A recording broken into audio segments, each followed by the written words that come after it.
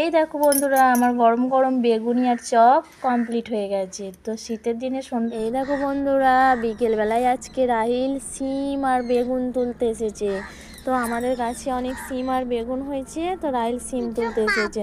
এই দেখো আমাদের গাছের বেগুন দিয়ে আজকে তোমাদের সঙ্গে বেগুনি শেয়ার করব। এই যে বন্ধু, গাছ থেকে তোলা বেগুনটা ভালো করে ধুয়ে কেটে নিয়েছি। আর এই যে চপ করব, চপের জন্য পেঁয়াজ কুচি, বাদাম, ধনেপাতা, মটরশুঁটি, কাঁচা লঙ্কা কুচি রেখেছি। আর এই যে আলুটাকে সিদ্ধ করে নিয়েছি। আর বেসনটাকে অল্প পরিমাণ নুন, হলুদ, লঙ্কা দিয়ে কেটে রেখেছি। আর এই যে অল্প আদা দিচ্ছি।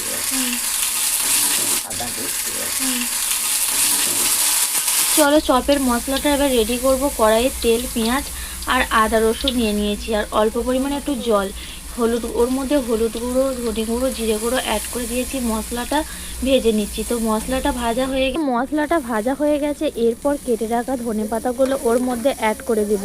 তো অল্প পরিমাণে জল দিয়ে মশলাটাকে কষিয়ে নেব। তো মশলাটা কষানো কমপ্লিট। এরপর সিদ্ধ করে রাখা আলুটা, শুকনো লঙ্কা আর পেঁয়াজটা দিয়ে মাখিয়ে নেব। তো এই দেখো বন্ধুরা, চপের মশলাটা পুরো কমপ্লিট হয়ে গেছে। কত সুন্দর কালারটাই দেখো বন্ধুরা।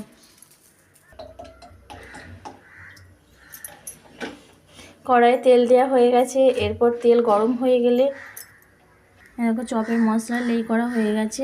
এরপর তেল গরম হয়ে গেলে এগুলোকে ভাজবো। এই যে তেল ভালো মতো গরম হয়ে গেছে, এবার তেলে ভাজবো চপগুলো। তো এর মধ্যে চপ দিয়ে দিয়েছি। এরকম ভাজা হচ্ছে চপ। এবার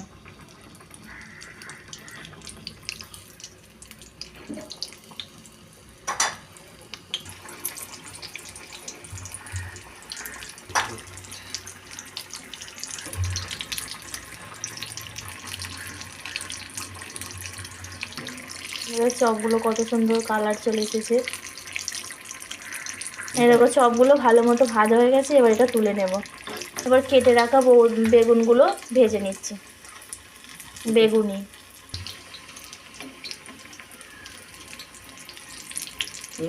এই যে বেগুনিগুলো ভাজা হয়ে গেছে। এরপর তুলে নেব। লাল লাল করে ভেজে নিয়েছি বেগুনিগুলো। তো এই দেখো বন্ধুরা, আমার গরম গরম বেগুনি আর চপ কমপ্লিট হয়ে গেছে। তো শীতের দিনে সন্ধেবেলায় বেগুনি আর চপও পুরো সন্ধেটা জমেই যাবে। তো তোমাদেরও কার কার বেগুনি আর চপ খেতে ভালো লাগে কমেন্টে জানাবে, এবং আমার বেগুনি আর চপটা কেমন হয়েছে তাও। আর এখনও পর্যন্ত যারা আমার পেজটা ফলো করোনি, আমার পেজটা ফলো করে আমার পাশে থাকবে।